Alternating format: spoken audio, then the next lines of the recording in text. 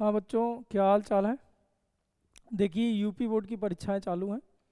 आप लोग के अच्छे पेपर जा रहे हैं, ये हमारी शुभकामनाएं हैं। देखिए बच्चों, फिजिक्स का पेपर कठिन ही आना है। उसमें लगभग आप समझिए 40% क्वेश्चन ऐसे रहेंगे जो डायरेक्ट ना पूछा होगा, घुमा के पूछा होगा। तो जो आप साल भर हम आपको पढ़ाए हैं, घबराना नहीं है, उसी से क्वेश्चन है। तो उसको आप थोड़ी कायदे से पढ़ेंगे, जो थोड़ा बहुत उसमें आ रहा है उससे संबंधित लिखेंगे। जब लिखने लगेंगे तो तुम्हें चीज़ें समझना अ, चालू हो जाएगा कि हमें इसमें लिखना क्या है। और हमारी शुभकामनाएं हैं कि आपका फिजिक्स अच्छा जाए। देखिए बच्चों, चौथा चैप्टर जो आप लोगों को टफ भी लगता है, तो इस चौथे चैप्टर में क्वेश्चन भी अच्छा पूछता है। तो चौथे चैप्टर को समझाने के लिए हमने इतनी हेडिंग आपको बताया कि इतनी हेडिंग आप कायदे से पढ़ लीजिए, लगभग लगभग यही आएंगी। तो यूपी बोर्ड के अकॉर्डिंग ये हेडिंग रखी गई हैं कि लगभग इन्हीं को पढ़ना है। तो पहले आप पढ़ेंगे कि चुंबकीय क्षेत्र क्या है, बायो सेवर्ट का नियम क्या है, बायो सेवर्ट के तीन अनुप्रयोग पढ़ लीजिए, एम्पियर का परपथीय नियम उसके दो अनुप्रयोग पढ़ लीजिए, चुंबकीय बल पढ़ लीजिए, एक समान चुंबकीय क्षेत्र में आवेशित कण का पथ पढ़ लीजिए, और दो लंबे सीधे तारों के बीच कितना चुंबकीय बल लगता है, ये बल बल का सूत्र तैयार कर लीजिए, निगमन तैयार कर लीजिए। तो इसमें निगमन थोड़ी ज़्यादा है इसलिए थोड़ी टफ हो जाता है। जैसे ये तीनों निगमन ही समझिए, दोनों निगमन समझिए, 3 2 5 हो गया, लास्ट ये निगमन ही है। तो आप समझिए कि लगभग 6 निगमन इसमें आप पढ़ लीजिए, तैयार करके जाना ही पड़ेगा। इस तरह से ये देखिए सवाल के लिए रहेगा, धारा मापी रहेगा। पार्ट सेकंड में भी ये लगभग 8 हेडिंग है, फर्स्ट में भी लगभग 8 हेडिंग। तो इन हेडिंगों को हमें तैयार करना है। तो चलिए मैं आपको एक एक हेडिंग समझाता जा रहा हूँ, उतना ही समझा रहा है जितना बोर्ड के अकॉर्डिंग आपको लिखना ज़रूरी होता है। तो देखते हैं, पहली हेडिंग आपको पढ़ना था कि चुंबकीय क्षेत्र क्या है। तो भैया चुंबकीय क्षेत्र दो तरह से उत्पन्न हो सकता है, या तो किसी धारावाही चालक के कारण, इसका नाम होता है भैया धारावाही चालक, ये चारों तरफ उत्पन्न हो सकता है, या कि कोई चुम्बक रखा है तो चुम्बक के भी चारों तरफ चुंबकीय क्षेत्र उत्पन्न हो सकता है। तो किसी धारावाही अथवा चुम्बक के चारों ओर का वह क्षेत्र जहाँ चुंबकीय बल रेखाओं का अनुभव किया जा सके चुंबकीय क्षेत्र कहलाता है। आप इतनी सी बात लिखेंगे, मान लीजिए आया तो। अब इसमें पूछा करता है कि चुंबकीय क्षेत्र की तीव्रता क्या है। चुंबकीय क्षेत्र की तीव्रता, तो चुंबकीय क्षेत्र की तीव्रता को हम लोग बी से व्यक्त करते हैं। बी बराबर सूत्र हुआ करता है F upon I L sine theta. या आप ऐसा समझिए कि चुंबकीय जो बल है वो बल के दो सूत्र हैं। एफ बराबर है भैया, एक सूत्र होता है एफ बराबर Q V B sine theta, और अगला है एफ बराबर I B L sine theta. दो ही सूत्र होता है चुंबकीय बल निकालने का। तो चुंबकीय बल के दो सूत्र होते हैं, तो जो दूसरा वाला ये सूत्र है एफ बराबर I B L sine theta, यहाँ से हमने बी बराबर निकाल लिया है, तो एफ बट्टे आई एल साइन थीटा होगा। अब यहीं से आपको डिफिनीशन बना लेना है कि चुंबकीय क्षेत्र की तीव्रता क्या होती है। अब आई का मान, ये कोई तार ले लीजिए, इसमें करंट जो बह रहा है वो एक एम्पियर ले लीजिए। तार की जो लंबाई है यल, उस यल का मान 1 मीटर ले लीजिए, और इस तार के लंबवत कोई एक पॉइंट ले लीजिए। मान लीजिए इस पॉइंट को ले लीजिए जो 90 अंश पर है। तो ये तीनों एक एक एक हो जाएंगे, क्योंकि साइन 90 का मान भी एक होता है। तो ऐसी कंडीशन में बी बराबर एफ आ जाएगा। अब आप बोलोगे कि एकांक लंबाई के, यल बराबर 1 बोलना है, तो एकांक लंबाई के किसी चालक तार में यदि 1 एम्पियर की धारा प्रवाहित कर दी जाए, तो तार के अभिलंबवत स्थित किसी बिंदु पर लगने वाले चुंबकीय बल को ही चुंबकीय क्षेत्र की तीव्रता कहते हैं। इस तरह से आप डिफिनीशन बना लीजिए। एकांक लंबाई के, हमारे साथ बोलते भी जाइए, अभी का भी ये चैप्टर तैयार करिए। एकांक लंबाई के, लंबाई को 1 मान लीजिए, तो एकांक लंबाई के किसी चालक तार में 1 एम्पियर की धारा प्रवाहित कर दी जाए, तो तार के लंबवत स्थित किसी बिंदु पर लगने वाले चुंबकीय बल को ही चुंबकीय क्षेत्र की तीव्रता कहते हैं। मात्रक आपको निकालना हो तो देखिए, मात्रक इसका आ गया न्यूटन बटे एम्पियर मीटर, या इसी को हम लोग टेस्ला बोलते हैं। सीजीएस पद्धति में इसका मात्रक गॉस होता है। और भैया 1 टेस्ला में 10⁻⁴ गॉस होता है, या 1 गॉस में 10⁻⁻4 टेस्ला होता है। ऐसे करके आपको चीज़ें तैयार कर लीजिए। राशि भैया चुंबकीय क्षेत्र की तीव्रता एक सदिश राशि होती है। डायरेक्शन निकालने के लिए, अगर इसकी डायरेक्शन निकालना है, तो डायरेक्शन निकालने के लिए इसमें कुछ नियम है। बी की डायरेक्शन निकालने के लिए मुख्यतः आप 3 नियम समझ लीजिए। एक है भैया मैक्सवेल का पेंच स्क्रू नियम, पेंच स्क्रू नियम। तो इसमें क्या है कि आपको किसी पेंच को लेके इस प्रकार घुमाना है कि पेंच की जो नोक है, नोक चालक धारा की गति में हो। चालक में जो धारा बह रही है उस धारा के अनुदिश ऐसे चल रही हो नोक, जिधर धारा जा रही है। तो जो अंगूठा आपका घूम रहा है, अंगूठा जो राउंड कर रहा है, ये बी की दिशा को व्यक्त करता है। यदि किसी पेंच को इस प्रकार घुमाया जाए कि पेंच की नोक की गति की दिशा धारा की दिशा में हो, तो अंगूठा बी की दिशा के, बी यानी चुंबकीय क्षेत्र की तीव्रता की दिशा को व्यक्त करता है। चलिए ठीक है, जो दूसरा आप पढ़ लीजिएगा, दूसरा है भैया फ्लेमिंग के नहीं, दाहिने हाथ के हथेली का नियम नंबर 2, यानी right hand palm rule number 1। 2 होता है बल की दिशा निकालने के लिए। ऐसे फ्लेमिंग का जो फ्लेमिंग के जो बाएं हाथ का नियम है वो भी एफ की दिशा निकालने के लिए, तो आगे अभी पढ़ाएंगे जब चुंबकीय बल पढ़ाएंगे। तो फिलहाल right hand palm rule number 1 और जो पाम रूल नंबर 2 भी है, यानी दाहिने हाथ की हथेली का नियम नंबर 1 भी है, नियम नंबर 2 है। तो जो नियम नंबर 2 रहेगा बेटा, तो नियम नंबर 2 आप बी की नियम नंबर 2 भैया एफ की दिशा के लिए होगा, और जो नियम नंबर 1 रहता है वो बी की दिशा निकालने के लिए होता है। तो यहाँ पर फिलहाल नियम नंबर आपको 1 पढ़ना है। तो नियम नंबर 1 ये कह रहा है कि यदि हम अपने दाहिने हाथ के अंगूठे को धारा की दिशा में, दाहिने हाथ के अंगूठे को धारा की दिशा में फैला दें, जैसे ऐसे, उंगलियां उस बिंदु की ओर फैला दें जिस पर हमें बी की दिशा ज्ञात करनी है। जैसे इसमें भैया इधर को हमने दाहिने हाथ के अंगूठे को ऐसे फैला दिया है, उंगलियां उस बिंदु की ओर फैलाया जिस पर बी की दिशा ज्ञात करनी है। तो हथेली के अभिलंबो धक्का देने की दिशा में, हथेली के अभिलंबो धक्का देने की दिशा में बी की दिशा होगी। ऐसे आपको रूल तैयार कर लेना है। इस नियम के अनुसार यदि दाहिने हाथ के अंगूठे को धारा की दिशा में तथा उंगलियों को उस बिंदु की ओर फैला दिया जाए जिस पर बी की दिशा ज्ञात करनी है, तो हथेली के अभिलंबो धक्का देने की दिशा में बी की दिशा होती है। एक रूल और आप तैयार कर लीजिए, right hand palm rule. Right hand palm rule तो हो गया, थंब रूल रख लो, RHTR, right hand thumb rule. ये रूल तब लगाते हैं जब कहीं तार मुड़ा हो, करंट कुछ ऐसे प्रवाहित हो रहा है, जैसे कुंडली हो गई या परिनालिका हो गई, इन पर। तो अब इन पर अगर हमें डायरेक्शन निकालनी है बी की, जैसे इस पर डायरेक्शन निकालनी है, तो दाहिने हाथ के हथेली, दाहिने हाथ के अंगूठे के नियम के अनुसार ये दाहिने हाथ की उंगलियों को धारा की दिशा में मोड़ दिया जाए, तो अंगूठा जो निकल रहा है, अंगूठा जो बाहर आ रहा है, ये बी की दिशा को व्यक्त करता है। इसका मतलब इसमें बी की डायरेक्शन बाहर की ओर होगी। जैसे इसमें भैया ऐसे करके देखा जाए तो बी की डायरेक्शन इधर से इधर की ओर, ऐसे गया फिर ऐसे करके ये ऐसे अंगूठा घूम रहा है तो बी की डायरेक्शन ही होगी। तो इस तरह से बी की डायरेक्शन निकालने के लिए 3 रूल होते हैं। चलिए आगे देखते हैं। हेडिंग नंबर जो दूसरी थी आपकी वो थी बायो सेवर्ट का नियम। तो देखिए बायो सेवर्ट के नियम में हम लोग पढ़ रहे हैं। दूसरी हेडिंग बायो सेवर्ट का नियम। तो बायो सेवर्ट का नियम आपको ये बताता है कि बी की वैल्यू कैसे निकाली जाए, यानी बी की दिशा निकालने के लिए। तो अभी मैंने तुम्हें 3 रूल बताए, मैक्सवेल का पेंच स्क्रू नियम, right hand palm rule number 1, right hand thumb rule भी ये बताए।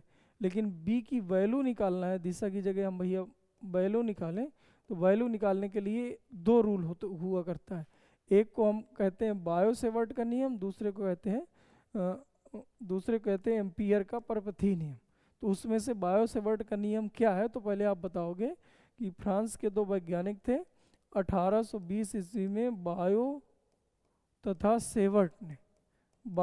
सेवर्ट ने धारावाही चालक के कारण, धारावाही चालक यानी जिसमें करंट प्रवाहित हो रहा, उसके कारण जो चुंबकीय क्षेत्र बी उत्पन्न होता है उसकी वैल्यू ज्ञात करने के लिए एक नियम दिया था, जिसे बायो सेवर्ट का नियम कहते हैं। आप बोलोगे, फिर से एक बार सुन लीजिए। 1820 ईस्वी में फ्रांसीसी वैज्ञानिक बायो तथा सेवर्ट ने धारावाही चालक के कारण उत्पन्न चुंबकीय क्षेत्र की तीव्रता ज्ञात करने के लिए निम्न 4 तथ्य दिए। इन्हें बायो सेवर्ट का नियम कहते हैं। पहला तथ्य ये दिया गया था कि उत्पन्न चुंबकीय क्षेत्र की तीव्रता चालक में बहने वाली धारा के समानुपाती होती। उत्पन्न चुंबकीय क्षेत्र की तीव्रता चालक खंड की लंबाई, ये जो लंबाई है इस चालक खंड की लंबाई के समानुपाती होती।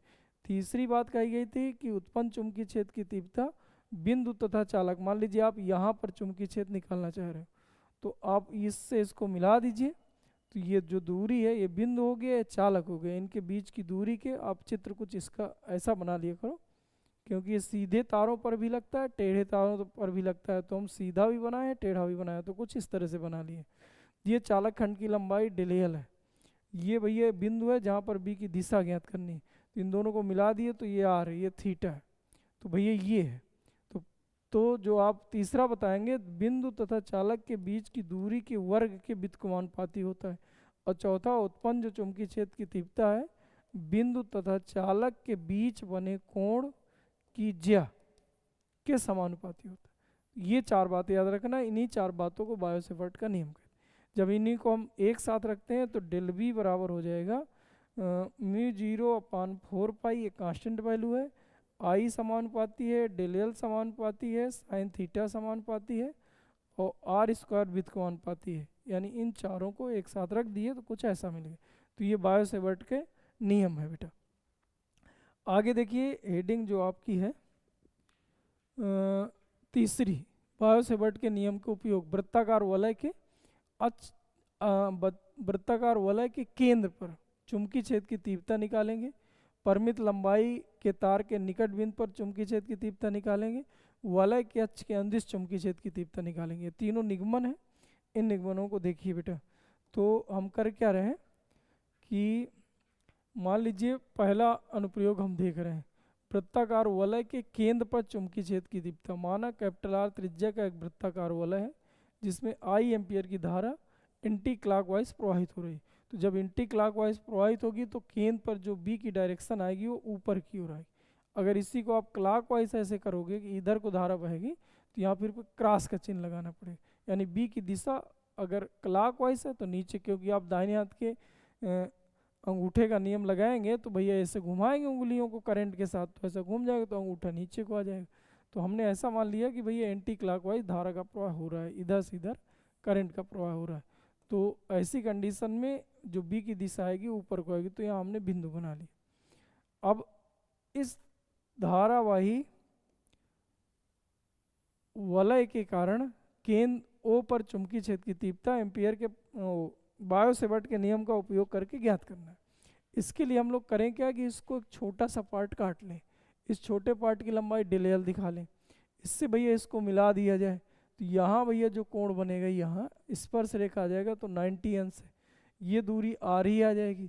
अब देखिए डेल बी बराबर जो अभी सूत्र रखे थे म्यू 0/4 पाई आई, यहाँ लंबाई ले लो डेल एल, तो ये हो जाएगा भैया del L sine theta, theta की जगह 90 रख लो, बटे आर स्क्वायर। तो चालक खंड तथा बिंदु के बीच की दूरी यानी कैपिटल आर स्क्वायर कर, ये इस छोटे से खंड के कारण चुंबकीय क्षेत्र की तीव्रता है। तो संपूर्ण आप लिख दो संपूर्ण वलय के कारण। तो वलय के कारण जब निकालोगे चुंबकीय क्षेत्र की तीव्रता तो समाकलन कर दो। तो डेल बी बराबर mu 0/4 pi I del L sign 90 का मान 1 हो जाएगा बटे आर स्क्वायर, और समाकलन इधर भी लगा दो तो इससे कट जाएगा, ये आ जाएगा बी, ये म्यू 0/4 पाई आ जाएगा, आई बटे आर स्क्वायर बाहर हो जाएगा, समाकलन डेल एल का रखना है। अब पूरे वलय के कारण जो पूरे वलय की लंबाई जैसे यहाँ से काटते काटते जब यहाँ आ जाओगे तो वही 0 से लेके 2 पाई कैपिटल आर तक इसकी लंबाई होगी। तो जब इसका आप समाकलन करेंगे तो म्यू 0/4 पाई आई बटे आर स्क्वायर, और यहाँ यल आएगा समाकलन, लिमिट रखोगे 0 से लेके 2 पाई कैपिटल आर तक, तो आ जाएगा म्यू 0/4 पाई आई बटे R square into 2 pi R, upper limit minus lower limit. तो जब आप 0 घटाओगे तो इतना ही आना है, इससे इसको काट दीजिए बेटा। तो आपका आ जाएगा बी बराबर सूत्र आ जाएगा म्यू 0/2 आई बटे आर, ये उत्तर होता है, ये निगमन है। बहुत ही सरल सी बात है। माना कैपिटल आर त्रिज्या का एक वृत्ताकार वलय है जिसमें आई एम्पियर की धारा प्रवाहित हो रही है। वलय के केंद्रों पर चुंबकीय क्षेत्र की तीव्रता बायो-सेवर्ट के नियम का उपयोग करके ज्ञात करना है। इसके लिए वलय को छोटे छोटे भागों में कटा हुआ मान लेते हैं। एक भाग को चित्रानुसार दर्शाया गया है। इस खंड के कारण उत्पन्न चुंबकीय क्षेत्र की तीव्रता ये दिखा लो। फिर संपूर्ण वलय के कारण केंद्र पर उत्पन्न चुंबकीय क्षेत्र की तीव्रता तो ये दिखा लीजिए। इसमें साइन 90 की वैल्यू 1 रख दी, बाकी वही है, समाकलन का चिन्ह लगाएं। ये बाहर कर लिए आई बटे आर स्क्वायर, ये डेल एल है भैया, 0 से लेके 2 पाई आर है। जब इसका समाकलन करोगे तो ये आ जाएगा, अपर लिमिट माइनस लोअर लिमिट। बहुत सरल सा निगमन है, ये आप तैयार कर लीजिए।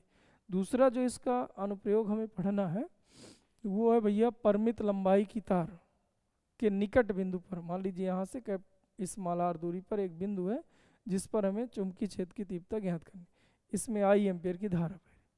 माना एक परिमित लंबाई की तार है जिसमें आई एम्पियर की धारा प्रवाहित हो रही है।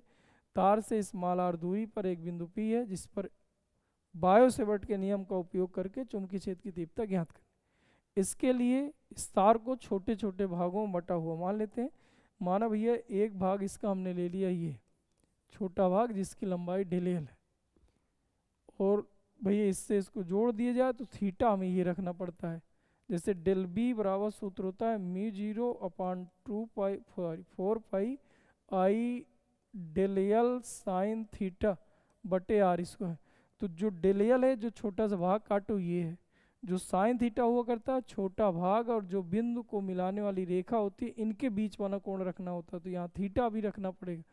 और जो आर होता है तो जो चालक खंड है ये, और जो बिंदु है ये वाली दूरी, ये दूरी आर कहलाती है। तो ये दूरी हम यहाँ पर आर की जगह वैल्यू रखेंगे। मान लीजिए ये लंबाई वाई है, वाई में जाके छोटा सा भाग डेल एल या डेल वाई कर लिया जाए तो थोड़ी एक फॉर्मेट जैसे दिखने लगे। डेल वाई छोटा सा भाग का है, यानी डेल एल की जगह डेल वाई रख लेना। और आर ये वाली वैल्यू है भैया, यहाँ जो कर्ण का काम कर रहा है ये आर का काम करेगा, तो आर निकाल लेंगे और साइन थीटा की वैल्यू और निकाल लिया जाए। मान लीजिए ये कोण थीटा है तो ये कोण आएगा 90, ये तो 90 फिक्स है, तो इधर आएगा 90 माइनस थीटा, तो ऊपर आ जाएगा 90 प्लस थीटा ये। अब भैया इस छोटे से भाग के कारण जिसकी वैल्यू डेल वाई है, इसके कारण हमें चुंबकीय क्षेत्र की तीव्रता ज्ञात करनी है वही बायो सेवर्ट के नियम से। तो डेल बी बराबर सूत्र आएगा म्यू 0 अपान 4 पाई आई इसमें धारा का प्रवाह हो रहा है, और भैया डेल एल तो ये हो जाएगा डेल वाई साइन थीटा, तो ये हो जाएगा 90 प्लस थीटा बटे आर स्क्वायर। तो ये भैया ये आर का काम कर रहा है, ये आर का काम कर रहा है, तो इसकी वैल्यू आ जाएगी आर स्क्वायर का, ये कर्ण का काम है तो ये आ जाएगा भैया, ये आ जाएगा। इसकी जो वैल्यू आएगी वो under root R square small R square plus Y square, इसका स्क्वायर इधर करना आर स्क्वायर, तो इसलिए अंडर रूल कट गया है। तो भैया ये आप समझ लीजिए कि इतना हमने कुछ रख दी, या आप ऐसा समझ लो इस दूरी को हमने कैपिटल आर मान लिया है ये, तो यहाँ पर आर स्क्वायर लिख लो और फिर आर स्क्वायर की वैल्यू रख ले। ये इस खंड के कारण निकला है।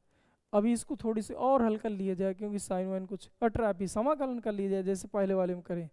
तो अभी फिलहाल इसी को थोड़ा सा हम लोग हल कर रहे हैं। तो म्यू 0 अपान 4 पाई आ जाएगा, आई डेल वाई आ जाएगा, साइन ये 90 माइनस 90 प्लस थीटा, तो ये आ जाएगा भैया कास थीटा बटे आर स्क्वायर की जब वैल्यू रखोगे तो आ जाएगा Y square plus R square, ऐसा कुछ आ जाएगा। अब आप यहाँ पर देखिए ये थीटा भी वेरिएबल है, जैसे अगर हम ये छोटा सा पॉइंट और ऊपर काटे होते तो थीटा बढ़ गया होता, तो मतलब ये भी घट बढ़ सकता है, डेल वाई भी घट बढ़ सकता है। और इधर भैया आर तो फिक्स है स्मॉल आर, लेकिन वाई अगर और ऊपर काटे होते तो वाई भी बढ़ गया होता। तो इसका मतलब इसमें बहुत सारे वेरिएबल हैं, इसलिए हम इसको हटाना पड़ेगा।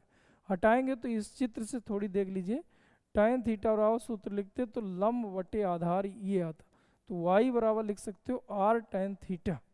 तो जहाँ पर भी y लिखा है वहाँ पर लिख लिया जाए r tan थीटा, इसका अवकलन कर दो, यही थोड़ी सी तैयार रखना पड़ता है। तो डेल y बराबर आ जाता r tan का अवकलन होता है sec square theta into D theta. तो ये दो बातें आपको दिमाग में रखनी पड़ेंगी। ये वैल्यू इधर शिफ्ट कर लो, शिफ्ट करोगे तो इसका उत्तर आ जाएगा डेल बी बराबर mu 0 upon 4 pi I del Y की जगह ये रख लो, तो हो जाएगा R sec square theta into D theta. ये हमने रख दिया है डेल वाई की जगह, कास थीटा और उतार दीजिए बटे वाई की वैल्यू रखिए तो वाई स्क्वायर करना है, तो ये हो जाएगा R square tan square theta plus R square. अब देखो एक लाइन इसको और हल कर लो, तो ये हो जाएगा भैया म्यू 0 अपान 4 पाई बाहर आई उसी तरह R sec square theta into D theta cos theta उसी तरह उतार दिए, नीचे दोनों से आर स्क्वायर कॉमन है तो ये आ जाएगा 1 प्लस tan स्क्वायर थीटा, ये इतना सा बचेगा। आर बाहर चला जाएगा तो यहाँ 1 आ जाएगा, ये tan स्क्वायर बच रहा है। 1 प्लस tan स्क्वायर थीटा ये सेक स्क्वायर थीटा के बराबर होता, तो ये दोनों कट गए, आर से आर कट गए, तो आ गया डेल बी बराबर बचा कितना, तो म्यू 0 अपान 4 पाई, म्यू 0 अपान 4 पाई आई कास थीटा डी थीटा बटे आर, बस इतना सा बचा है।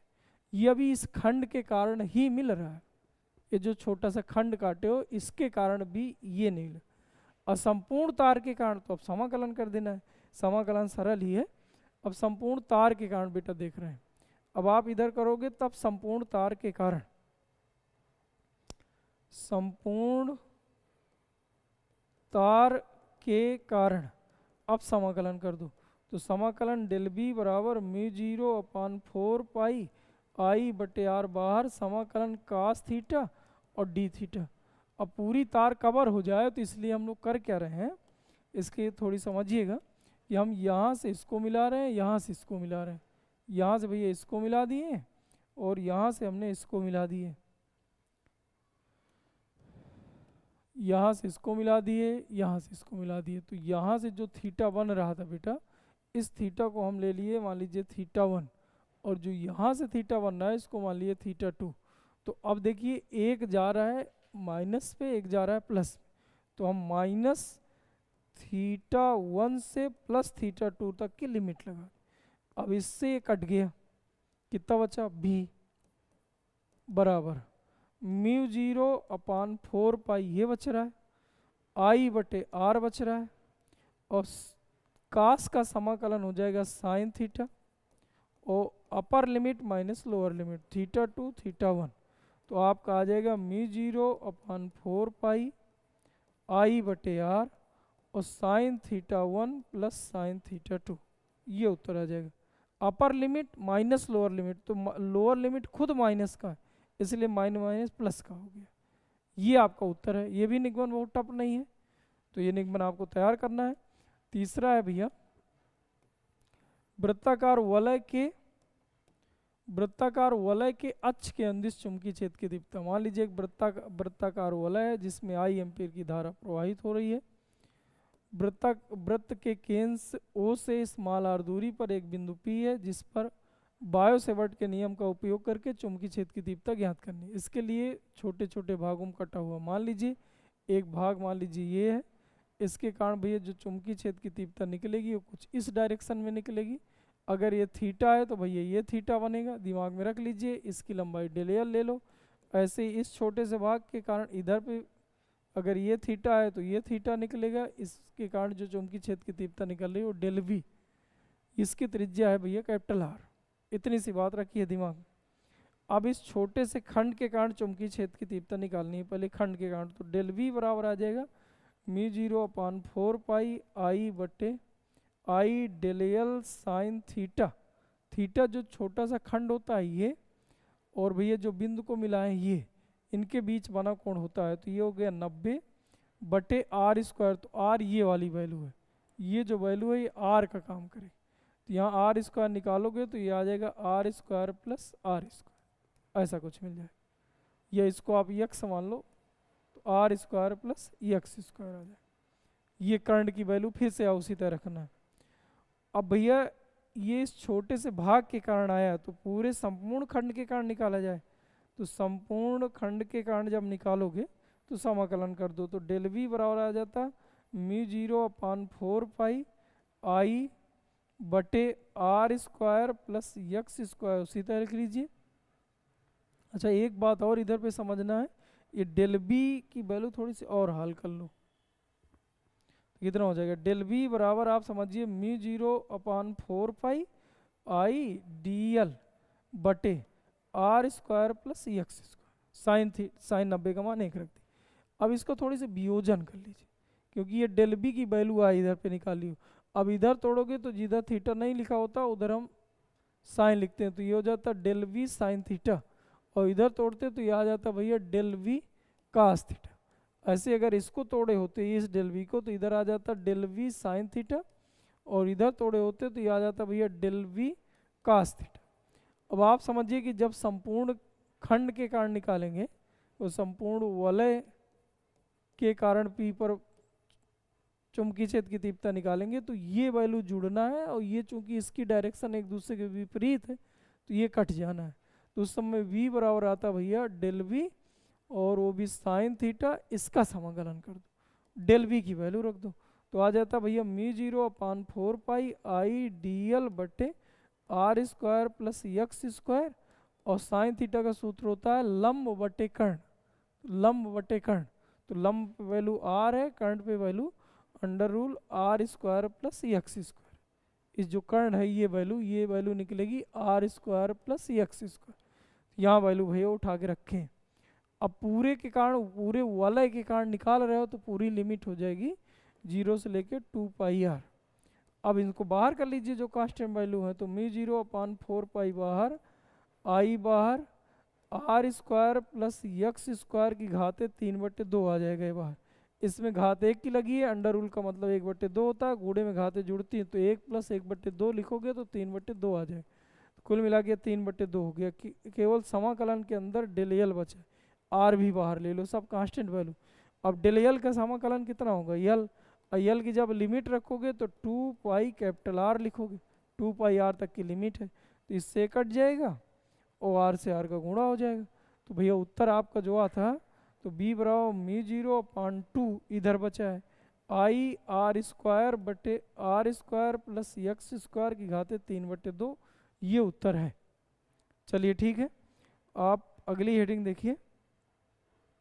तो अगली हेडिंग आपको कह रहा है कि एम्पियर का परपथीय नियम क्या है, यहाँ तक हम पढ़ गए एम्पियर का परपथीय नियम।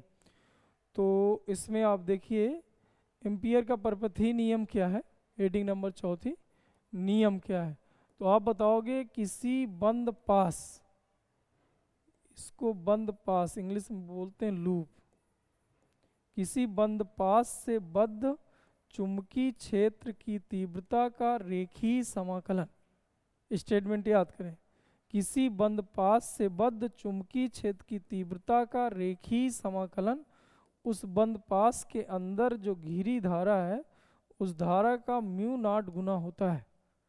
किसी बंद पास से बद्ध चुंबकीय क्षेत्र की तीव्रता का रेखीय समाकलन, किसी बंद पास से बद्ध चुंबकीय क्षेत्र की तीव्रता का जो रेखीय समाकलन, किसी बंद पास से बद्ध चुंबकीय क्षेत्र यानी V की तीव्रता का रेखीय समाकलन उस बंद पास के अंदर घिरी कुल धारा का μ0 गुना होता है, इसे एम्पियर का परपथीय नियम कहते हैं।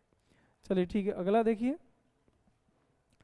तो अगला देखना था 5वां, अनंत लंबाई के तार के कारण चुंबकीय क्षेत्र की तीव्रता निकालना सीखना है, और परिनालिका के कारण चुंबकीय क्षेत्र की तीव्रता निकालना सीखना, वो भी एम्पियर के परपथीय नियम का उपयोग करके। तो देखते हैं बेटा इसमें हम करें क्या।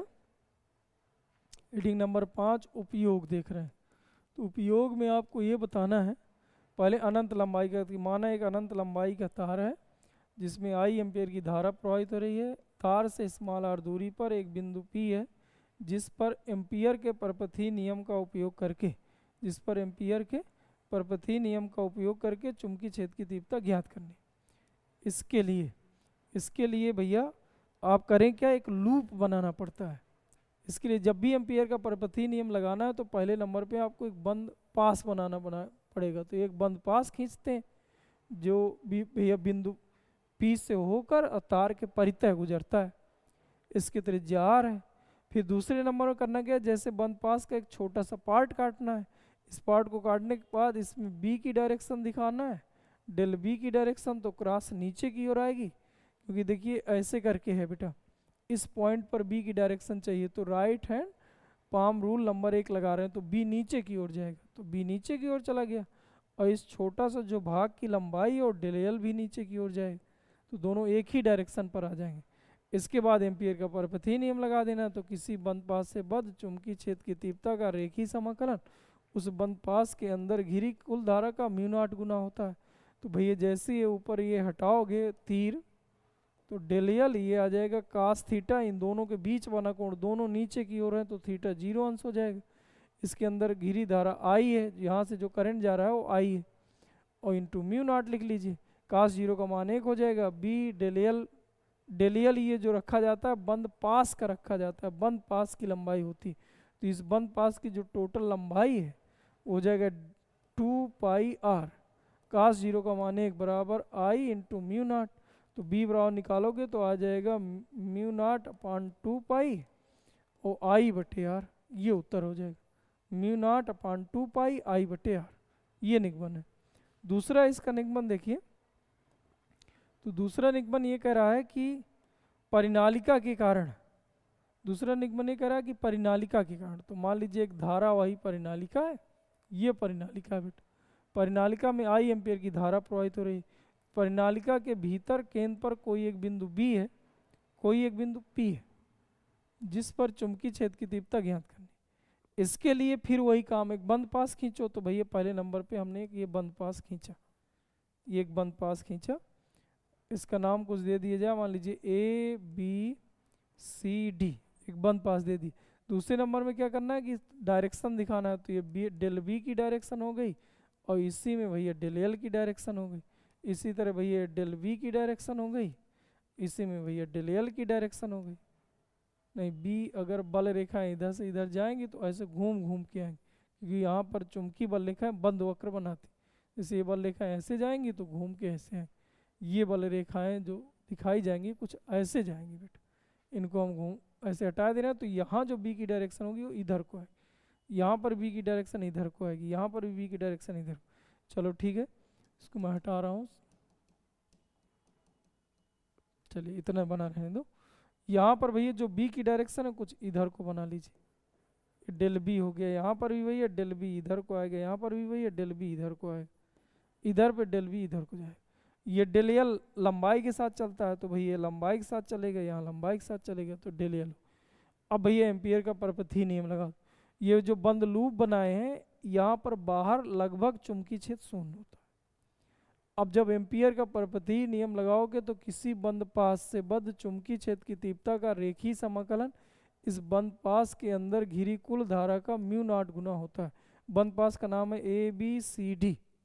तो अब इसको अलग अलग तोड़ दो भैया। एक आप ले लो डी बी डेल एल कास, अब थीटा देखो, मान लीजिए पहले हम ए बी पर चेक कर रहे हैं तो ए बी में दोनों के बीच बना कोण 0 अंश है, प्लस फिर आप देखो बी से सी में, तो इसको लिख लो बी सी, तो ये हो जाएगा भैया बी और डेल एल। अब इन दोनों के बीच बना कोण तो ये 90 अंश दिख रहा है, तो यहाँ पर लिखोगे कास 90, प्लस तीसरा आप जो है सी से डी जाओ तो यहाँ लिखो सी डी और बी डेल एल कास 0 लिख लो, और प्लस आप फिर डी से ए चले जाओ तो बंद पास बन जाए, तो ये हो जाएगा डी ए और बी डेल एल कास 90 बराबर इसके अंदर घिरी कुल धारा। तो यहाँ से लेके यहाँ तक की धारा चाहिए।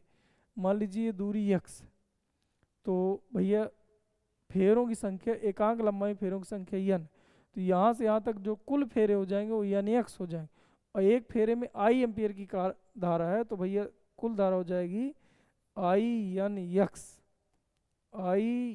x इंटू म्यू नॉट, ये भैया कुल धारा हो जाएगी। अब देखिए इधर कास 90 का मान 0 होता है, कास 90 का मान 0 होता है। यहाँ पर सी डी पर देखिए b का मान 0 है तो ये भी 0 है, बचा केवल ये b हो जाएगा, समाकलन यल डेल एल का यल हो जाएगा, लंबाई a से b तक की रखनी, कास 0 का मान 1 हो जाएगा, प्लस 0 प्लस 0 प्लस 0 बराबर I n x mu naught. अब देखिए यहाँ पर लंबाई a से b तक की रखनी, तो a से b तक की लंबाई कितनी मानी हो x, तो इसका मतलब यहाँ पर इसको हटा क्या लिख दोगे x। अब x से x कट जाएगा और b बराबर सूत्र आ जाएगा म्यू 0 n i, ये उत्तर है। जहाँ n क्या होता है तो एकांक लंबाई में फेरों की संख्या, यानी अगर कुल फेरे अगर रखना हो तो n बटे l टोटल लंबाई, ये भैया ये n बटे x, इधर x माने तो n बटे x, ये इधर जो x माने, ये भैया इस तरह से इसका निगमन करना था। आगे देखिए क्वेश्चन नंबर आपका आएगा, उपयोग हो गया छठवां, चुंबकीय बल क्या है। तो चुंबकीय बल जब हम लोग देखेंगे तो देखिए इधर आपको क्या करना है कि चुंबकीय बल क्या है, तो आप बताओगे जब भी कोई आवेशित कण चुंबकीय क्षेत्र में प्रवेश करता है, जब भी कोई आवेशित कण चुंबकीय क्षेत्र में प्रवेश करता है तो एक बल का अनुभव करता है, जिस बल को हम लोग चुंबकीय बल कहते हैं। चुंबकीय बल का वैल्यू कितना होता है कि मान लीजिए आवेशित कण है जिसका आवेश q है, v वेग से गति कर रहा है थीटा कोण पर, चुंबकीय क्षेत्र की तीव्रता v है, तो यह बराबर सीधे से तुम याद कर लेना q v b sine theta. Lorentz एक वैज्ञानिक थे जिन्होंने प्रयोग द्वारा इसको बताया था, अतः इसे लॉरेंज बल भी कहते हैं। लेकिन जो लॉरेंज बल का व्यापक सूत्र होता है लॉरेंज बल, तो उसने क्योंकि जब भी कोई आवेशित कण होगा तो वैद्युत क्षेत्र ई भी उत्पन्न करता है, और वैद्युत क्षेत्र में जब ये बल उत्पन्न करता है तो इलेक्ट्रिक फोर्स को ई इंटू क्यू कहते हैं, और जबकि मैग्नेटिक यानी चुंबकीय क्षेत्र में जब ये बल उत्पन्न करता है तो Q V B sine theta कहते हैं। ये है भैया। अतः जब इनको जोड़ दोगे सदिश रूप से भैया जब जोड़ना है तो ये जो योगफल आएगा ये आएगा ई इंटू क्यू बराबर Q V B sine theta की जगह हम लोग 90 अंश ले लें, Q V B sine theta. ये जो सदिश रूप से पूरी ये वैल्यू रख देते हैं इसको हम लोग कहा करते हैं लॉरेंज बल। यानी यह बराबर अगर क्यू कॉमन ले लो तो E plus B V sine theta, ये आपका उत्तर है। चलिए ठीक है, तो इसको हम बोला करते हैं लॉरेंज बल, इसको बोलते हैं चुंबकीय बल। ये जो खोज करा था लॉरेंज ने करा था, आता है चुंबकीय बल को लॉरेंज बल भी कहते हैं जब चुंबकीय क्षेत्र की तीव्रता लगभग शून्य होती। जब इधर ये भैया जीरो रख दोगे तो यही वैल्यू ये है। चलिए ठीक है, आगे देखिए, आगे जो हेडिंग आपको पढ़ना है, एक समान चुंबकीय क्षेत्र में आवेशित कण का पथ। देखिए इधर एक समान चुंबकीय क्षेत्र में आवेशित कण का पथ। अब देखिए इसके 3 पथ होते हैं, सीधा सीधा तैयार कर लेना है। देखिए एक समान चुंबकीय क्षेत्र हमने ये मान लिया है, इसमें आवेशित कण मान लीजिए अनुदिश जब थीटा का मान 0, जब थीटा का मान 90 अंश हो, 0 180 इधर चल जाएगा, और जब थीटा का मान भैया इनके अलावा हो, यानी थीटा का मान भैया ना हो, 0 ना हो, 180 ना हो और 90 ना हो, इनके अतिरिक्त कोई भी हो। जैसे यहाँ पर हम चुंबकीय क्षेत्र की दिशा नीचे को ले लिए, कागज के तल के अभिलंबोत नीचे की ओर, और इसमें भैया एक आवेशित कण को हमने प्रवेश कराया। ये मान लीजिए आवेशित कण आ रहा है तो 90 अंश पर आ रहा है, क्योंकि बल रेखा ऐसे नीचे को है, हमारा हाथ दिख रहा है ऐसे नीचे, और आवेशित कण ऐसे आ रहा है तो 90 अंश का कोण बन रहा है। यहाँ पर भैया जैसे हम क्या करें कि ये मान लीजिए चुंबकीय बल रेखाएं ले लें और ऐसे करके प्रवेश करा दे थीटा कोण से, ये आवेशित कण प्रवेश कर रहा है। तो जब यहाँ पर हम लोग देखेंगे तो यह बराबर सूत्र होता है Q V B sine theta. तो यहाँ थीटा बी और बी के बीच बना कोण होता है, वी और बी के बीच, तो यहाँ 0 अंश है तो और साइन 0 का मान 0 होता है, तो यहाँ भैया जो लगने वाला चुंबकीय बल है शून्य हो जाता है। और अगर बल नहीं रखेगा लगेगा तो जो वस्तु जिस स्थिति में उसी स्थिति में बनी रहती। अतः यहाँ पर जो पथ होता है वो रेखीय, सरल रेखीय रहता है, रेखीय सीधा सीधा, ना इसका वेग घटता है ना बढ़ता है, त्वरण 0 होता है, बल शून्य होता है। अब यहाँ पर आइए, तो यहाँ पर भैया देखिए जो चुंबकीय बल है, चुंबकीय बल एक सदिश राशि है। चुंबकीय बल की दिशा निकालने के लिए देखिए इसी की बात बता रहे हैं, दिशा आपको बताना चाहिए था पहले, या अभी इधर पे देखिए हम बता दे रहे हैं। चुंबकीय बल की जो दिशा है, दिशा निकालने के लिए देखिए बेटा इधर यप एक सदिश राशि है। यप के सूत्र क्या मिला था, Q V B sine theta, ये मिल चुका है। राशि है भैया सदिश, इसकी जो दिशा होती है, दिशा निकाली जाती है भैया 2 तरह से, right hand palm rule number 2 और जो फ्लेमिंग के बाएं हाथ का नियम, ये दिमाग में बैठा हो। राइट हैंड पाम रूल ऐसा बता रहा है कि मान लीजिए भैया इसमें I एम्पेयर करंट प्रवाहित हो रहा है, चुंबकीय क्षेत्र की तीव्रता ये है, अब इस पर ये तार पर किधर को बल लगेगा ये बताना है। तो बता रहा है कि अंगूठे को धारा की दिशा में रख लो, या जिधर आवेशित कण धन आवेशित गति कर रहा है, धन आवेश जिधर गति कर रहा है या धारा जिधर गति कर रही है वो बात एक ही है। उधर पर दाहिने हाथ के अंगूठा रख लो, बी की डायरेक्शन में उंगलियों को रखो, तो धक्का देने की दिशा में यप की दिशा होती है, तो इसमें नीचे की ओर बल लगे। ऐसे ही फ्लेमिंग के बाएं हाथ का नियम, ये बायां हाथ का नियम, तो बाएं हाथ के नियम के अनुसार दाहिने बाएं हाथ के नियम के अनुसार अंगूठा और पास की 2 उंगलियों को इस प्रकार फैलाया जाए कि तीनों परस्पर लंबवत रहें। तो यदि ये जो भैया मध्यिका है, ये वाली जो उंगली है, इसको धारा की दिशा में तथा उंगलियों को बी की दिशा में फैला दिया जाए, तो जो अंगूठा है वो इस पर लगने वाले बल की दिशा को व्यक्त करता है। तो इसका मतलब इसमें इसके अनुसार भी बल नीचे को ही आएगा। तो ये भैया दो नियम होते हैं यब की डायरेक्शन निकालने के लिए। अब यही नियम बेटा इधर पे लगा दो। तो अगर इधर पे हम लगाए ये नियम, तो देखिए दाहिने पहले फ्लेमिंग के बाएं हाथ का नियम लगा रहा है, ये नियम। तो भैया चालक की गति की दिशा में ये हो गया, बी की दिशा नीचे को है, नीचे को, तो अंगूठा इधर को जा रहा है। इसका मतलब ये धीरे धीरे धीरे धीरे यूं गति करेगा और ऐसे ऐसे घूमता है, क्योंकि प्रत्येक क्षण जब आवेश यहाँ आ जाएगा तो बेग की डायरेक्शन ये हो जाएगी, बल की डायरेक्शन ये होगी। और जब ये भैया v है और ये 90 अंश पर है, तो जब भैया v और यफ लगने वाला बल परस्पर लंबवत हो तो अंततः वृत्ताकार पथ पर घूम जाता है। तो भैया यहाँ पर जो पथ आएगा वो आएगा वृत्ताकार, और इसकी जो त्रिज्या आएगी वृत्ताकार पथ की त्रिज्या r बराबर M V upon Q B, ये याद रखना है बेटा। और जो समय आएगा एक चक्कर पूरा करने में, जो आवर्त काल है, तो समय बराबर दूरी बटे चाल होता है, दूरी बटे चाल। तो दूरी 2 पाई आर अपान वी आपको रखना है, तो 2 पाई आर, आर की वैल्यू ऊपर से रख दो, तो M V upon Q B, और बटे वी, तो वी से वी कट जाएगा, तो 2 pi M upon Q B, ये आ जाएगा। तो भैया ये सूत्र बहुत ही इंपॉर्टेंट है, इसको तैयार कर लो।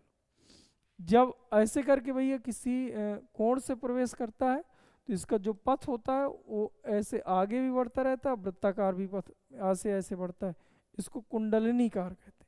इसके लिए जो आर का मान है तो M V sine theta upon Q B यही होता है। आवर्तकाल भैया 2 pi R 2 pi M upon Q B ये आ जाएगा। इसका एक ये जो दो राउंड हैं इनके बीच कुछ दूरी आगे भी बढ़ जाता है तो इसको पिच बोलते हैं। पिच अगर निकालना है तो दूरी होती है, दूरी बराबर चाल, चाल हो जाएगा वी कास थीटा, वी दूरी बराबर चाल गुणे समय, तो समय दूरी बराबर चाल गुणे समय, समय की जगह टी रख। तो भैया ये उत्तर होता है पिच के लिए। इसमें भैया ये सूत्र तैयार कर लो, इसमें ये सूत्र तैयार कर लो, दिमाग एकदम रख ही लीजिए, दिमाग में एकदम रख लो बेटा।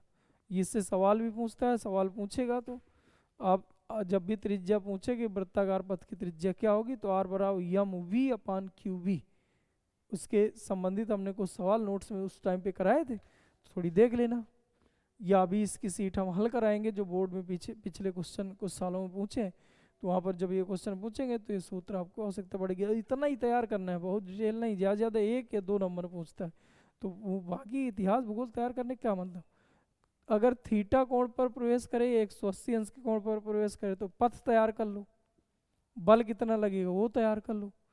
भैया जब 90 अंश में घूमे तो वृत्ताकार पथ होता है, त्रिज्या ये होती है, दिमाग में सीधा रखो, निगमन नहीं पूछेगा सीधा। आवर्तकाल पूछे तो ये समय बराबर दूरी बटे चाल तैयार कर लो। यहाँ पर जब आर की जगह वैल्यू रखोगे, यहाँ दूरी 2 पाई आर होगी, तो आर की जगह वैल्यू रखोगे तो वी से वी कट जाना है, ये निकल आएगा। किसी कोण से प्रवेश करे कुंडलनीकार होता है, याद कर लें भैया, कुंडलनीकार ऐसा। चलिए ठीक है, आगे देखिए, हेडिंग है आपकी दो लंबे सीधे तार के बीच बल, दो लंबे सीधे तार के बीच बल। तो इसमें हम देखें तो माना अनंत लंबाई के दो लंबे सीधे तार हैं जिनमें I1 I2 एम्पियर की धारा प्रवाहित हो, इनके बीच की दूरी r, इनके बीच की दूरी r। अब देखिए ये तार एक, इसका तार दो, इस तार को हमने दो कह दिया, इसकी जो लंबाई है मान लीजिए वो यल हमने ले लिया, एकांक लंबाई। अब इस तार के कारण इसको ना लिया जाए, इस पर हम बल निकाल लें, मान लीजिए इस पर कितना बल लगेगा ये नहीं, तो इसकी लंबाई यल ले लो। अब इस तार के कारण इस तार पर जो चुंबकी बल की डायरेक्शन आएगी, चुंबकी क्षेत्र की जो डायरेक्शन आएगी नीचे की ओर है, तो तार एक के कारण जो दो पर लगने वाला चुंबकीय क्षेत्र है, लंबे सीधे तार के कारण चुंबकीय क्षेत्र की तीव्रता होती है μ0/2 और I/r, तो यहाँ हो जाएगा I1/r। अब यहाँ पर इस पर बल की डायरेक्शन निकालो, तो यह बल की वैल्यू निकालो, तो बल निकालने के लिए सूत्र क्या होता है, QVB साइन थीटा, यह इसी से बन जाता है भैया IBL साइन थीटा। जब करंट का प्रवाह हो तो आई बी एल लगाना है, जब आवेश गति करें तो भैया ये लगाना है। तो फिलहाल यहाँ पर हम लगा रहे हैं I B L sine theta से। थीटा भैया बी और यल के बीच, I B L sine theta, B और यल के बीच बना कोण थीटा होता है। अब इस तार के कारण निकालना है तो इसमें जो करंट का प्रवाह हो रहा है वो आई टू, तो यहाँ आई टू लिख लो। या इस तार में जो चुंबकीय क्षेत्र उत्पन्न हो रहा है इस तार के कारण तो ये लिख लो, यल इसका यल ही लिए हो। साइन थीटा तो थीटा बी, बी की डायरेक्शन भैया आई थी नीचे की ओर, इस तार के कारण इस पर बी निकला था तो नीचे को आया था, और यल ऐसा है, अब बी ऐसा है नीचे को, बी ऐसा है नीचे को, यल ऐसा है, तो इनके बीच जो बना कोण है 90 अंश, तो यहाँ साइन 90 लिख लीजिए। अब यफ बटे यल बराबर लिख सकते हो आई टू, और बी वन की वैल्यू रख लो, तो बी वन की वैल्यू मी 0/2 आई वन बटे आर, और साइन 90 का मान 1, तो यफ बटे यल बराबर मी 0/2 आई वन आई टू बटे आर। ये उत्तर है भैया। बहुत छोटा निगमन है लेकिन बहुत इंपॉर्टेंट है। जब भी ये पूछेगा तो साथ में ये जरूर पूछता है कि प्राप्त सूत्र से 1 एम्पियर की डिफिनीशन दीजिए, क्योंकि यस आई पद्धति के अनुसार जो 1 एम्पियर क्या होता है इसी सूत्र से बनाया गया था। 1 एम्पियर कितनी धारा को हम कहेंगे इसका निर्धारण इस सूत्र से किया गया था यस आई पद्धति में 1971 में। तो इसलिए आपको करना क्या है कि इससे भैया 1 एम्पियर की डिफिनीशन बताना है। अब करेंगे क्या, इसको भैया 1 मीटर ले लो, यहाँ वायु अथवा निर्वात ले लीजिए, तो ये आपका आर का मान 1 मीटर हो गया, और भैया इसकी लंबाई जो लंबाई है एकांक लंबाई, तो ये भैया रख लिया जाए, इन दोनों की भैया एक एक वैल्यू मान ली जाए। इसका जो मान आ जाएगा वो भाई मी 0/4 पाई का मान 10⁻⁻7 होता है। अब यहाँ 2 है भैया, तो केवल 2 है, तो ये आ जाएगा 2, इसकी वैल्यू आ जाएगी 2 पाई इंटू 10⁻⁻7 मी 0/2 का, मी 0/2 की वैल्यू आ जाएगी 2 पाई इंटू 10⁻⁻7, इसको बटम लाइए तो मी 0/4 पाई का मान आ जाएगा 10⁻⁻7, तो बात वही है। तो फिलहाल इतना आ जाएगा। अब आप बोलोगे क्या, यदि 2 लंबे सीधे तारों को निर्वात में परस्पर 1 मीटर की दूरी में रखकर, 2 लंबे सीधे समांतर तारों को निर्वात में परस्पर 1 मीटर की दूरी में रखकर धारा प्रवाहित की जाए, तो यदि इनके प्रति एकांक लंबाई में, तो इनके प्रति एकांक लंबाई पर लगने वाला चुंबकीय बल 2 पाई गुणे 10⁻⁻7 न्यूटन हो, तो प्रवाहित की गई धारा का मान 1 एम्पियर होगा। तो प्रवाहित की गई धारा का मान 1 एम्पियर।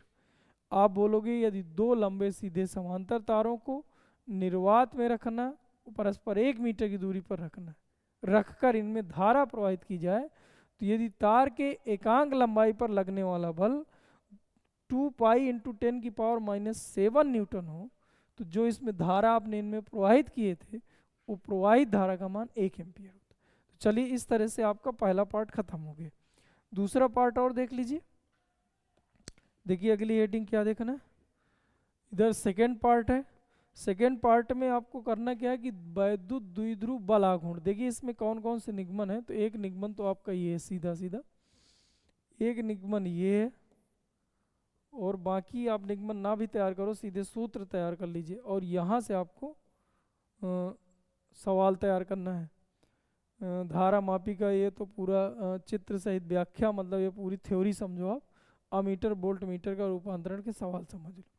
तो वैद्युत द्विध्रुव बल आघूर्ण क्या है, तो अब इधर पे थोड़ी निगमन सहित इसको समझे। माना एक समान चुंबकीय क्षेत्र में एक भैया कोई चालक है जिसको हमने थीटा कोण बनाते हुए रखे हैं, धारावाही चालक है, थीटा कोण बनाते हुए रखा गया। ये भैया ये बल रेखाओं के साथ थीटा कोण बना रहा है, ये बल रेखा है, चुंबकीय क्षेत्र की तीव्रता बी, इसका कुछ मान दे दी जाए ए बी सी डी। अब जब इसमें हम धारा का प्रवाह करते हैं आई एम्पियर, तो एक बल लगता है, इस बल के कारण ये घूमने लगता है, क्योंकि देखिए इस पर जो बल लगेगा आई की डायरेक्शन ये है, बी की डायरेक्शन है, तो इसमें बल नीचे को लगे। इसमें आई इधर को जा रहा है, बी इधर को है, तो बल ऊपर, तो ये कुछ ऐसे घूमेगा। और जब इस अक्ष के परितः भैया ऐसे ऐसे घूम जाएगा तो एक बल आघूर्ण उत्पन्न हो जाएगा। यानी आप बोलोगे जब किसी धारावाही चालक को चुंबकीय क्षेत्र में रखकर धारा प्रवाहित करते हैं तो इस पर एक इस प्रकार का बल उत्पन्न होता है जो अक्ष के परितः घुमाने की प्रवृत्ति रखता है। इसी बल को हम बलाघूर्ण कहते हैं। बल आघूर्ण का सूत्र हुआ करता है बल गुणे दोनों बलों के बीच की लंबवत दूरी। तो यहाँ जो बल निकलेगा भैया वो I B L sine theta निकलेगा।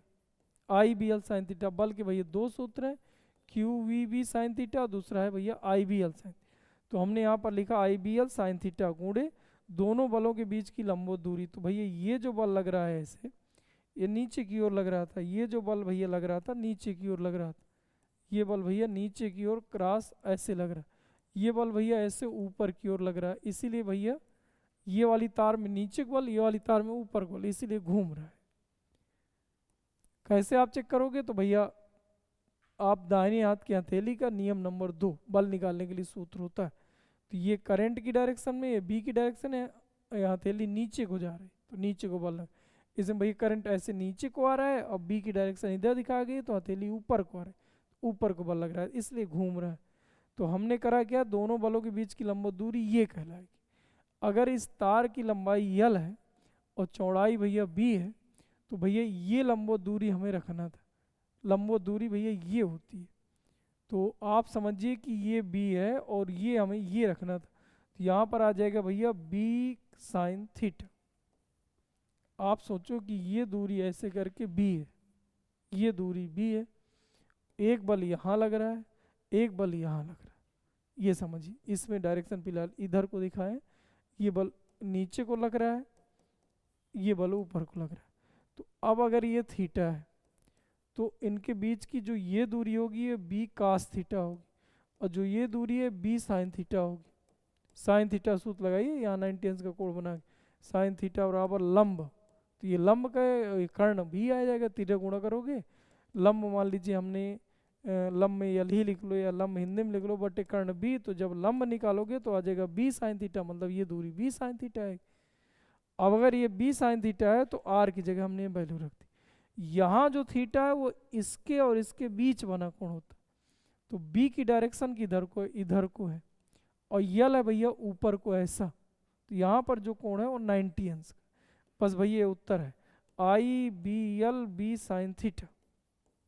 अब यहाँ देखिए तो ये लिखा है लंबाई गुणे चौड़ाई, तो ये भैया एरिया बन जाएगा, तो आई बी ए साइन थीटा, और मान लीजिए भैया यन फेरों से मिलकर एक कुंडली बनी है, तो टाउ बराबर यन आई ए बी साइन थीटा। फिर इसको दिमाग में एकदम रख लीजिए, पूरे चैप्टर में यही सूत्र चलना है। फिर से एक बार देख लीजिए, हम कह रहे हैं कि माना, भैया इधर पे देखिए कि माना जो है, माना एक आयताकार कुंडली ए बी सी डी को एक समान चुंबकीय क्षेत्र में थीटा कोण बनाते हुए रखा गया है। जब इसमें चित्रानुसार धारा प्रवाहित की जाती है तो फ्लेमिंग के नियम आप बता दीजिए, ये भी नियम लगाओ। ये दाहिने हाथ की हथेली के नियम नंबर 2 के अनुसार इन तार ए बी और कौन है C D, A B C D है ये लिखा, सी डी पर इस प्रकार बल लगता है कि कुंडली एक निश्चित अक्ष के परितः घूमने की प्रवृत्ति रखती है, जिसे बल आघूर्ण कहते हैं। इसी की गणना करनी, इसके लिए ये पूरा चित्र बनाओगे, टाउ बराबर यफ गुणे यानी बल गुणे दोनों बलों के बीच की लंबवत दूरी, ये उठा के जो रखना है, जो अभी अभी तक हमने समझाया है इसको। अगर भैया देखिए इसकी तुलना टाउ बराबर, क्योंकि टाउ हम पहले चैप्टर में भी पढ़े थे, जिसको हम कहते वैद्युत द्विध्रुव बल आघूर्ण, ऐसे यहाँ पर भैया चुंबकीय द्विध्रुव बल आघूर्ण, तो वहाँ पर भैया मिला था पी ई साइन थीटा, यहाँ पर भैया मिला है टाउ बराबर यन आई ए बी साइन थीटा। यहाँ पर आप गौर करिए ये और ये वैल्यू सेम, यहाँ ई वैद्युत क्षेत्र की तीव्रता है, बी चुंबकीय क्षेत्र की तीव्रता। इसका मतलब जो यहाँ पर ये वैद्युत द्विध्रुव आघूर्ण, तो यहाँ चुंबकीय द्विध्रुव आघूर्ण होना चाहिए। तो अतः भैया इसको हम लोग करते क्या है कि जहाँ हम ये मान लेते हैं कि यन आई ए, इसको चुंबकीय द्विध्रुव आघूर्ण यम बोलते हैं, अतः टाउ बराबर बन जाया करता है टाउ बराबर यम बी साइन थीटा। ये तुम्हें डायरेक्ट लिख देना है, जैसे मैंने समझाया, समझाने की जरूरत नहीं है। जहाँ बताई कि यन आई ए बराबर यम, यम क्या है तो चुंबकीय द्विध्रुव आघूर्ण, तब रखोगे तो ये आ जाएगा। चलिए ठीक है, पहली हेडिंग कंप्लीट हो गई। दूसरी हेडिंग थी कि चुंबकीय द्विध्रुव आघूर्ण क्या है, तो देखिए वही जो अभी तुलना करे थे उधर ही से आपको मिल जाना है। तो अभी लिखे थे टाउ बराबर यम बी साइन थीटा, या एक और मिला था यम बराबर यन आई ए। अब यहाँ से निकालिए यम बराबर, तो टाउ अपान बी साइन थीटा आ जाएगा, और यहाँ से यम बराबर ये आ जाएगा। तो सूत्र आपको पहले मिल गए। दूसरी हेडिंग है चुंबकीय द्विध्रुव आघूर्ण क्या है, जिसको हम लोग यम से व्यक्त करते हैं, वह है क्या, तो भैया इसी सूत्र से आपको डिफिनीशन बनानी है, थोड़ी दाएं बाएं नहीं दिमाग लगाना, भाई इसी से बना लीजिए। तो आप बताओगे कि एकांक चुंबकीय क्षेत्र में, भैया देखिए ऐसे करके अभी एक कुंडली रखे थे, और कुंडली जो रखे थे तो आप इसको ये बताइए कि ये जो कुंडली रखी है एकांक चुंबकीय क्षेत्र में रखी, यानी जो चुंबकीय क्षेत्र की तीव्रता वो 1 टेस्ला है, ऐसा समझिए। और भैया इसमें 90 अंश पर इसको रख दी जाए, यानी बी के साथ ये 90 अंश का कोण बनाए, ऐसे लंबवत रख दीजिए। तो इस कंडीशन में जो बल आघूर्ण लग रहा है उस बल आघूर्ण को ही इस अधिकतम लगेगा भैया, ऐसी कंडीशन लगने वाले बल आघूर्ण को ही चुंबकीय द्विध्रुव आघूर्ण कहते हैं। यानी एकांक चुंबकीय क्षेत्र में लंबवत रखी किसी कुंडली पर, लंबवत रखी किसी कुंडली पर लगने वाले बल आघूर्ण को चुंबकीय द्विध्रुव आघूर्ण कहते हैं। एकांक चुंबकीय क्षेत्र में लंबवत रखी किसी कुंडली पर लगने वाले बल आघूर्ण को ही चुंबकीय द्विध्रुव आघूर्ण यम कहते हैं। यम बराबर आएगा टाउ अपान बी साइन थीटा। दूसरा भैया टाउ बराबर यन आई ए बी, सूत्र याद रखें, यहाँ से आप बीमा राशि मात्रक बना लें। तो एम्पियर धारा का मात्रक एम्पियर, और ये एरिया है तो मीटर स्क्वायर। तो चुंबकीय द्विध्रुव आघूर्ण का जो मात्रक होता है वो एम्पियर, एम्पियर मीटर स्क्वायर होता है। राशि है भैया सदिश है, ये भैया इसकी राशि यम जो है राशि सदिश होती है। बीमा राशि मात्रक, मात्रक ये हो जाएगा राशि सदिश। वह इतनी सी बात याद कर लो। आगे देखते हैं। आगे है भैया परमाणु में परिक्रमण करने वाले इलेक्ट्रॉन का यम, ये ज्ञात करना है। तो देखिए मान लीजिए एक परमाणु है, उसके परितः मान लीजिए एक इलेक्ट्रॉन v वेग से गति कर रहा है त्रिज्या r। तो देखिए यम चाहिए, तो यम बराबर सूत्र होता है यन आई ए। अब वो यहाँ से फेरों की संख्या एक ही इलेक्ट्रॉन पर हम निकाल रहे हैं, तो एक रख लीजिए। आई अब चाहिए, तो ये पूरा इसके कारण एक करंट का प्रवाह भी होगा, तो आई बराबर होता है, आई बराबर सूत्र हो जाएगा क्यू अपान टी। तो यहाँ लिखे क्यू अपान टी इंटू एरिया हो जाएगा, तो ए ही रख लो। अब देखिए इधर पे क्यू की जगह हमने क्यू की जगह यन इंटू ई रख लिए, तो अपान समय बराबर होता है भैया, इसको पूरा कंप्लीट करने में जो समय लगे, समय बराबर दूरी, दूरी हो जाएगा 2 पाई आर, ये पूरी दूरी हो जाएगी परिध के बराबर। समय बराबर दूरी बटे चाल, चाल को रख लो v, और यहाँ एरिया जो इस पूरे का एरिया चाहिए तो पाई आर स्क्वायर आ जाए। अब ये उत्तर आ जाएगा। यहाँ भैया एक ही इलेक्ट्रॉन है तो यन की जगह एक आ गया, ई की जगह ई आ गया, पाई से पाई कट गया, एक आर से एक आर कट गया, वी ऊपर पहुँच गया, तो एक आर बचा, वी बचा, बटे में 2 बचा। तो यम बराबर सूत्र आ गया E V R by 2, E V R by 2 माना, और लिख देना। भैया आपको यही सूत्र दिमाग में रखना है, आई बराबर क्यू अपान टी, क्यू की जगह यन इंटू ई, समय बराबर दूरी बटे चाल, एरिया है भैया पाई आर स्क्वायर। बस इतना दिमाग में रखिए। माना एक इलेक्ट्रॉन नाभिक के परितः v वेग से r त्रिज्या में परिक्रमण कर रहा है, इसके कारण चुंबकीय द्विध्रुव आघूर्ण यम उत्पन्न होता है, जिसकी गणना करनी, चित्र बना के आपको ये लिख देना। चलिए अगली हेडिंग देखिए। तो अगली हेडिंग कह रहा है कि चुंबकीय द्विध्रुव के कारण यम चाहिए, यम नहीं बी चाहिए, चुंबकीय द्विध्रुव के कारण। फिर स्थितिज ऊर्जा चाहिए, देखिए इधर चुंबकीय द्विध्रुव के कारण। तो देखिए भैया अच्छी निरक्षी, सीधे सीधे सूत्र तैयार करना, बाकी कुछ नहीं। तो देखिए अच्छी स्थिति में अगर ई बराबर याद हो तो सूत्र होता था 1/4 पाई एप्सिलॉन नॉट 2p/r³ निरक्षीय स्थिति में वैद्युत क्षेत्र की तीव्रता की वैल्यू आई थी μ0/4 p/r³। ऐसे ही चुंबकीय क्षेत्र की तीव्रता आएगी, इसकी जगह कांस्टेंट वैल्यू लगा करती है μ0/4, यहाँ आ जाएगा 2m/r³, और इधर पर भैया b बराबर हो जाएगा μ0/4 m/r³। सीधे सीधा सूत्र दिमाग में रख लो, कोई निगमन नहीं है, अगर पूछेगा तो 1 नंबर में पूछेगा, ये आपको पता रहेगा। अब भैया अगली जो हेडिंग है वो स्थितिज ऊर्जा है, स्थितिज ऊर्जा। तो देखिए भैया, स्थितिज ऊर्जा ज्ञात करने के पहले वैद्युत द्विध्रुव को घुमाने में किया गया कार्य पढ़ लो, क्योंकि कार्य को ही स्थितिज ऊर्जा कहते हैं, तो कार्य पहले पता होना चाहिए। तो यहाँ पर वैद्युत की जगह चुंबकीय आ जाएगा, चुंबकीय द्विध्रुव को घुमाने में कार्य। अब देखिए कार्य बराबर सूत्र हुआ करता है बल गुणे विस्थापन। अब देखिए यहाँ पर भैया एक समान चुंबकीय क्षेत्र भी है, इस चुंबकीय क्षेत्र में चुंबकीय द्विध्रुव मान लीजिए रखा है नॉर्थ साउथ, ये एक चुंबकीय द्विध्रुव होता है, थीटा कोण बनाते हुए रखा है, इसको मान लीजिए θ1 से लेके θ2 तक घुमाया गया, ये θ1 से लेके भैया यहाँ तक मान लीजिए घुमाए बल रेखाओं के विपरीत। अतः कुछ कार्य करना पड़ेगा, कार्य करना पड़ेगा, तो भैया यहाँ पर जो घुमा रहे हैं वो स्थानांतरी गति नहीं करा रहे हैं, रोटेशन मोशन करा रहे हैं, तो इसलिए कार्य बराबर जो बल गुणे विस्थापन होता है, तो बल की जगह बल आगुण, विस्थापन की जगह कोणीय विस्थापन हो जाए। अब भैया अगर हम समाकलन कर दें, इधर भी समाकलन करोगे डी कट जाएगा, इधर ये है, तो ये घुमाने में किया गया कार्य होगा। टाउ की वैल्यू अभी आई थी एम बी साइन थीटा आया था इंटू डी थीटा, और तुम घुमा रहे हो θ1 से लेके θ2।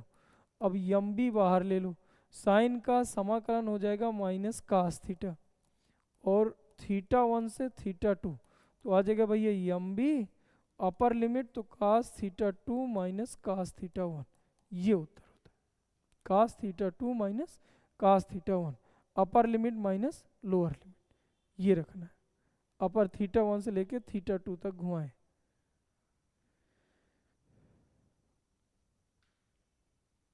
चलिए ठीक, मान लीजिए इस साम्य स्थिति से घुमाया गया होता, साइन का अवकलन कास होता है, साइन का समाकलन माइनस, साइन का समाकलन माइनस कास होता है, अपर लिमिट माइनस लोअर लिमिट, ठीक है।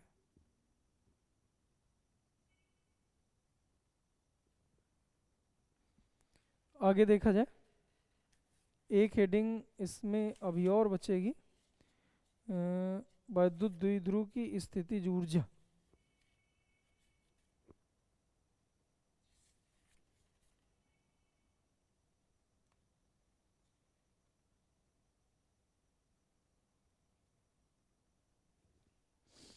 देखिए आगे यहाँ लिखिए अपर लिमिट माइनस लोअर लिमिट,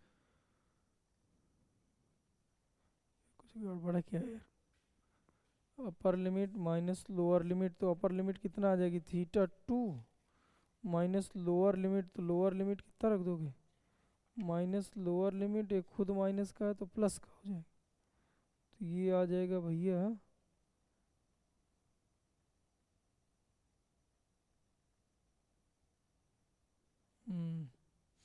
देखो अलग अलग रखिए तो खुद ही समझ में आ जाएगा। आपको इस थीटा की जगह रखना है, तो माइनस कास थीटा, थीटा की जगह वैल्यू रखी जाती है, तो ये हो जाएगा θ2 माइनस लोअर लिमिट, तो लिमिट है कास θ1, तो ये आ जाएगा भैया एम बी, और ये माई प्लस का हो जाएगा, तो कास θ1 माइनस कास θ2, ये है। अब इधर पे θ1 पहले आता है, ये हमें पता है, θ2 बाद में। अगर मान लीजिए भाई इसको साम्य स्थिति से घुमाए होते यहाँ से, तो ऐसी कंडीशन में θ1 का मान 0 अंश होता और कास 0 का मान 1 होता है। तो आपको याद रखना है कि चुंबकीय द्विध्रुव को घुमाने में जो किया गया कार्य होता है W बराबर एम बी, और कास 0 का मान 1, तो 1 माइनस कास थीटा होता है, ये है भैया। अब स्थितिज ऊर्जा क्या होती है, तो स्थितिज ऊर्जा को आपको करना क्या है कि स्थितिज ऊर्जा ज्ञात करने के लिए आप लिमिट ले लो, थोड़ी सी लिमिट ले लो, इसको अनंत से थीटा, मतलब आपको जब हम 0 अंश से लेके थीटा अंश घुमाते हैं या θ2 तक घुमाते हैं तो उस समय कार्य करना पड़ता है। लेकिन ऐसा कार्य जो किसी एक पॉइंट पर 0 और दूसरे पॉइंट पर कुछ निकल रहा हो, तो ऐसे कार्य को हम लोग स्थितिज ऊर्जा कहते हैं। इसीलिए भैया जो इसमें स्थितिज ऊर्जा जब निकाली जाती है तो जो लिमिट ली जाती है, इसको यहाँ से लेके फिर घुमाना है थीटा अंश, यानी 90 अंश से लेके हम लोग थीटा तक घुमाएं। तो अपर लिमिट माइनस लोअर लिमिट जब निकालोगे, यहाँ पर लिमिट रखोगे तो स्थितिज ऊर्जा आ जाएगा u बराबर माइनस का mb कास थीटा। याद कर लो, डायरेक्ट याद कर लो, u बराबर minus mb cos theta, u बराबर mb minus mb cos theta. एक और हेडिंग बची है, द्विध्रुव की स्थितिज ऊर्जा भी हो गई, धारा मापी और अमीटर में रूपांतरण। तो धारा मापी तो देखिए बेटा तुम्हें तैयार करना पड़ेगा। एक ऐसी युक्ति है, चलो पूरी थ्योरी के हिसाब से तैयार करना है। तो एक ऐसी युक्ति जिसकी सहायता से धारा मापी है क्या, धारा मापी तो भैया पहले डीसी करंट को नापता है, परिमाण क्या है, परिमाण के साथ साथ दिशा का भी मापन कर देता है। एक ऐसी युक्ति जिसकी सहायता से दिष्ट धारा का परिमाण व दिशा, प्रवाह की दिशा का निर्धारण किया जा सके, वो भैया धारा मापी कहलाता है। धारा मापी कितने प्रकार के हैं, तो दो तरह के हैं। एक का नाम है कीलकित कुंडली, क्या नाम है, कीलकित कुंडली धारा मापी, कीलकित कुंडली। एक का नाम है निलंबित कुंडली धारा मापी। भैया इसमें है क्या, देखो दोनों के चित्र हम बनाए दे रहे हैं, जो तुम्हें तैयार करके जाना है उस हिसाब से, बाकी पूरी थ्योरी अपने नोट्स से पढ़िएगा। तो देखिए इसमें पहले तो आप समझिए कि चित्र आप कायदे से तैयार करके जाएंगे और सिद्धांत तैयार करके जाएंगे, और इतनी सी बातें दिमाग में रखनी। तो देखिए कीलकित में क्या होता है कि एक ऐसे ड्रम होता है, बेलन होता है, बेलन के दोनों तरफ दो पीने निकली रहती। पीने भैया क्या होती हैं कि एक जो है ऐसे दृढ़ आधार से ऐसे फिक्स रहती हैं, घूम सकती हैं, ऐसा समझिए, घूमना है। इसमें फिर आयताकार आपको एक फ्रेम लगा देना है। फ्रेम में भैया एल्यूमिनियम का फ्रेम लगा के उसमें कई सारी तारें लगा देना है। कापर की पतली तारें आप लगा सकते हो जिसमें प्रतिरोध बहुत कम हो, ऐसे करके। और जो बीच में ये था, ये क्रोड का काम करेगा। यहाँ एक संकेतक लगा देना है, यही भैया आपका करंट नाप के बताएगा। इधर 1 2 3 4 ऐसे, 1 2 3 4 इधर। आपको क्या करना है भैया, इधर पर एक स्प्रिंग लगा देना है, ऐसे जोड़ देना है। अब आपको भैया एक टर्मिनल दे देना है T1, यहाँ से करंट आप जाएगा और इधर से करंट बाहर निकलेगा। ये दे दीजिए भैया T2 और सभी का नाम लिख दीजिए। ये इनको भैया आधार बोलते हैं, इसको भैया कील बोलते हैं, इसको पैमाना बोलते हैं, इसको संकेतक बोलते हैं। ये भैया क्रोड है, वो भी बेलन के आकार का। ये भैया एल्यूमिनियम का फ्रेम है, और उसमें भैया जो तार हैं कापर के तार। बस ये तुम्हें दिखा देना है। निलंबित कुंडली धारा मापी में क्या करना है कि भैया एक मरोड़ टोपी ले लेना है, इससे एक फास्फर ब्रांच की तार ले लेना है, यहाँ भैया एक समतल दर्पण लगाना है, फिर भैया उठा के इसको क्या करना है, एक यही सब चीज़ें बना देना है। इसमें भी देखिए हम इधर थोड़ी बना रहे हैं। एक आयताकार फ्रेम ले लेना है, इसमें भैया तारें लपेट देना है, ये तारें लगा दीजिए, इसके नीचे ऐसे करके स्प्रिंग लगा देना है। यहाँ भैया टर्मिनल T2 दे दीजिए, करंट आएगा, यहाँ से करंट आएगा, यहाँ से करंट जाएगा, और इससे दो शक्तिशाली चुंबकीय ध्रुवों के बीच रख देना है। और इसको बोलते हैं दर्पण यम, इसको बोलते हैं फास्फर ब्रांज की तार, इसे बोलते हैं मरोड़ टोपी। ये टर्मिनल T1 टर्मिनल T2, इसमें भैया एल्यूमिनियम का फ्रेम लगा है, कापर के तार लिपटे, बीच में ये वाला जो भाग है, ये वाला भाग है भैया, इसको बताइए कि नर्म लोहे का क्रूड, नर्म लोहे का क्रूड। अगर चित्र आप सही बना लेंगे लगभग लगभग आपको पूरे नंबर मिल जाए। अब इसी का डिटेल थोड़ी पढ़ना है, पढ़ के जरूर जाइए।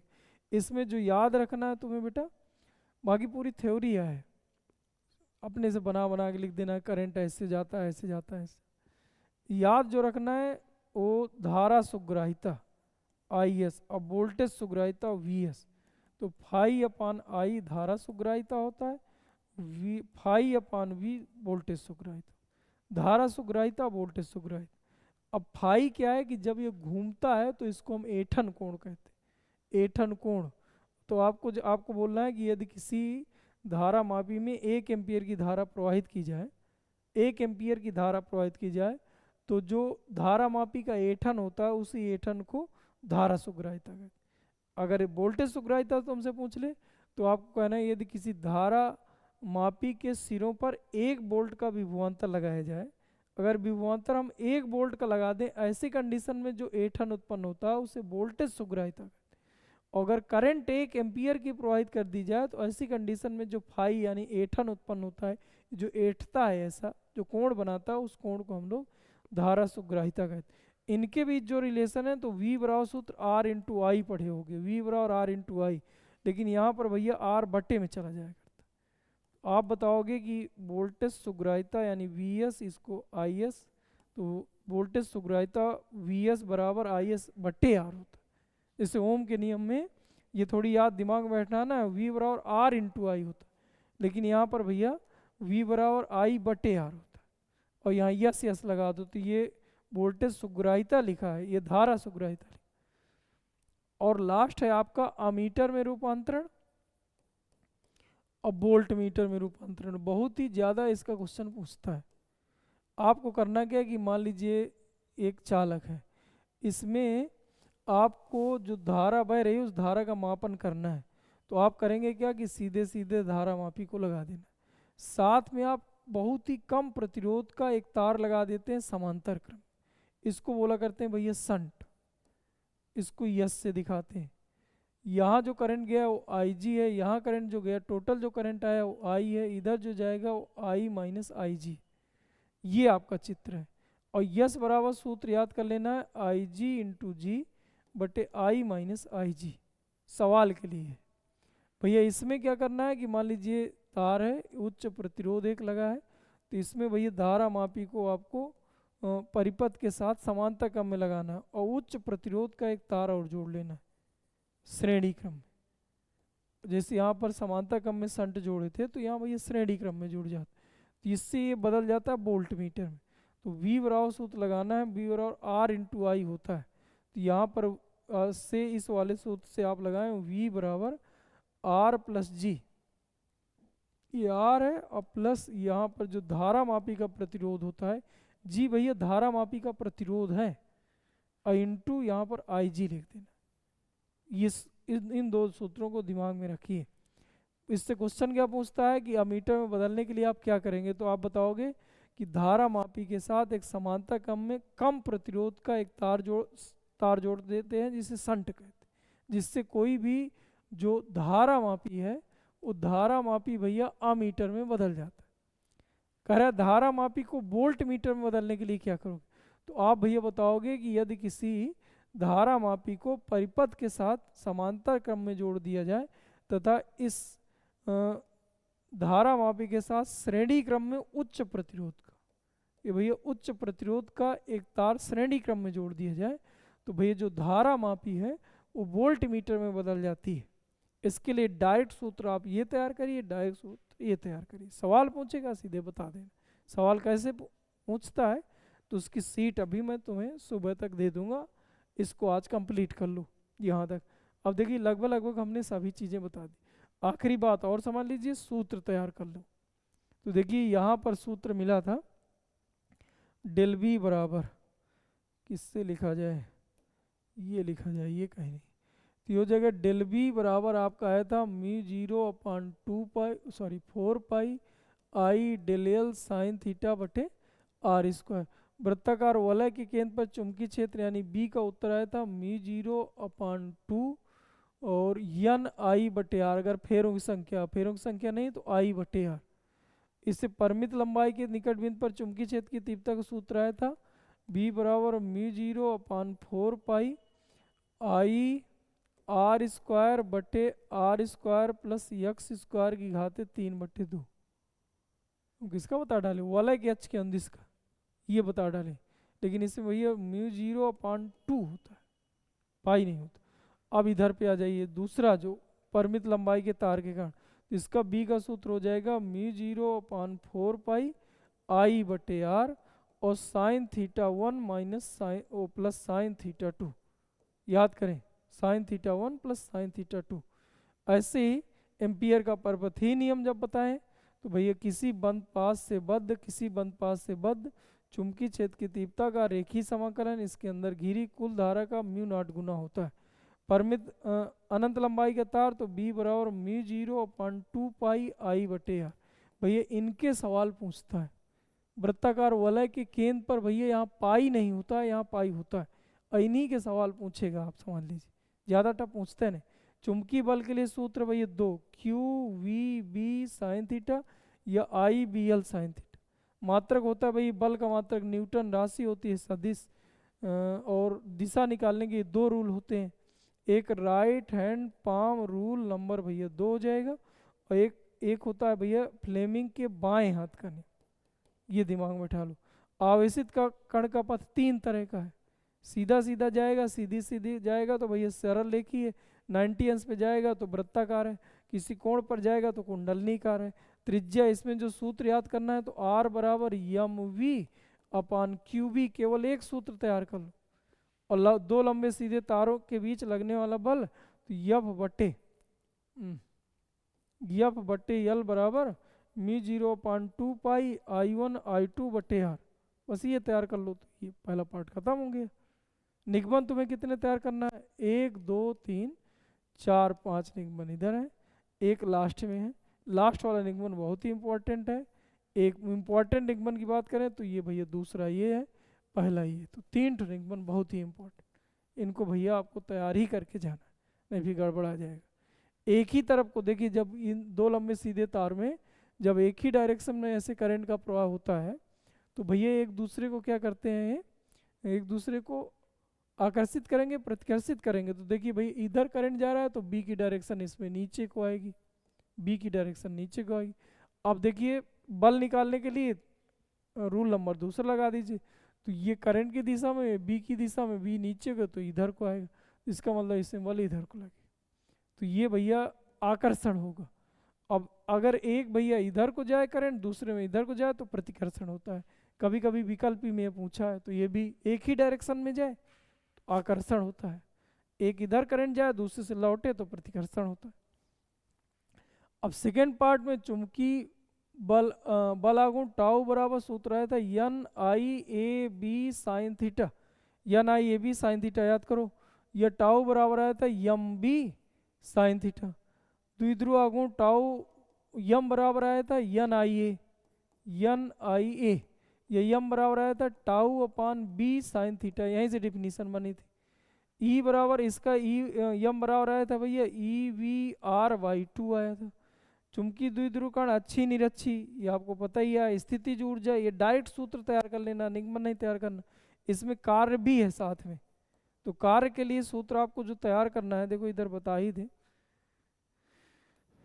कार्य के लिए जो सूत्र तैयार करना है, हो गया क्या है? कार्य के लिए सूत्र है W बराबर M B 1 minus cos theta, direct सूत्र। स्थितिज ऊर्जा के लिए माइनस एम बी और M B cos theta, M B cos theta भैया तैयार करना है। और अच्छी स्थिति के लिए b बराबर μ0/4 पाई 2m/r³। निरक्षी के लिए b बराबर μ0/4 पाई m/r³। अब धारा मापी क्या है ये आपको तैयार करना है, अमीटर वोल्ट मीटर, तो इसके लिए अमीटर के लिए यस बराबर आई जी इंटू जी बटे आई माइनस आई जी, और v बराबर r plus G into I G, V बराबर आर इंटू आई आर लिखा है। चलिए ठीक है, आप इसको तैयार करेंगे। इसके बोर्ड परीक्षा क्वेश्चन हम सुबह सुबह देंगे तुम लोगों को, अभी फ़िलहाल ये रात में ही कंप्लीट कर लो। धन्यवाद बच्चों।